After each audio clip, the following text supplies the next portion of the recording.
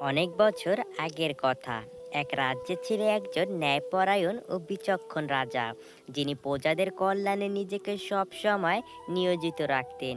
কিন্তু রাজ্য পরিচালনার কাজ এত বিশাল ছিল যে একসময় তিনি বুঝলেন তার দরকার একজন যোগ্য উপদেষ্টা, যে ন্যায়ের পথ দেখাবে এবং সত্যিকারভাবে মানুষকে সেবা করবে। তিনি সভা ডাকলেন, ডেকে পাঠালেন রাজ্যের সব জ্ঞানী মন্ত্রী, কবি, ধর্মগুরু ও পণ্ডিতদের।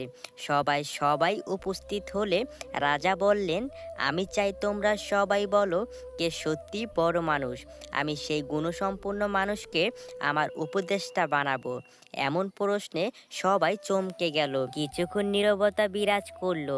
তারপর এক ধনী ব্যবসায়ী উঠে দাঁড়িয়ে বলল, মহারাজ, আমি বলি যে অনেক ধনের মালিক সেই বড়, কারণ টাকা ছাড়া কিছুই চলে না, ধনেই সম্মান, শক্তি আর প্রতিপত্তি।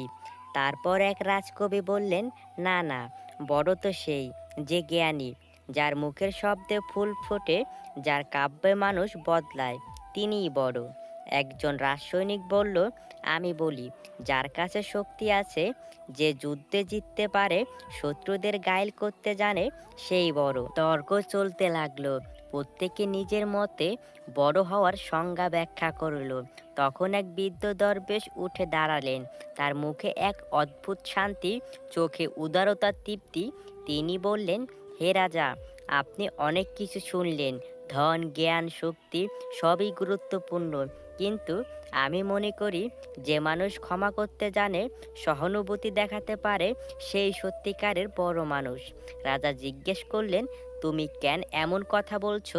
দরবেশ বললেন, কারণ একজন ধনী টাকা দিয়ে সাহায্য করতে পারে, একজন পণ্ডিত জ্ঞান দিতে পারে, এক যোদ্ধা শত্রুকে হারাতে পারে, কিন্তু ক্ষমা কেবল সেই দিতে পারে যার হৃদয় প্রশস্ত, যিনি অহংকারে ডুবে যাননি।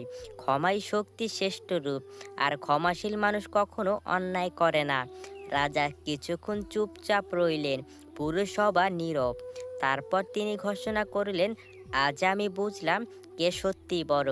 আমি এই দরবেশকে আমার উপদেষ্টা নিয়োগ করেছি, কারণ ধন জ্ঞান নয়, হৃদয়ের বিশুদ্ধতাই রাজ্য শাসনের জন্য সবচেয়ে বেশি পরিমাণে প্রয়োজন।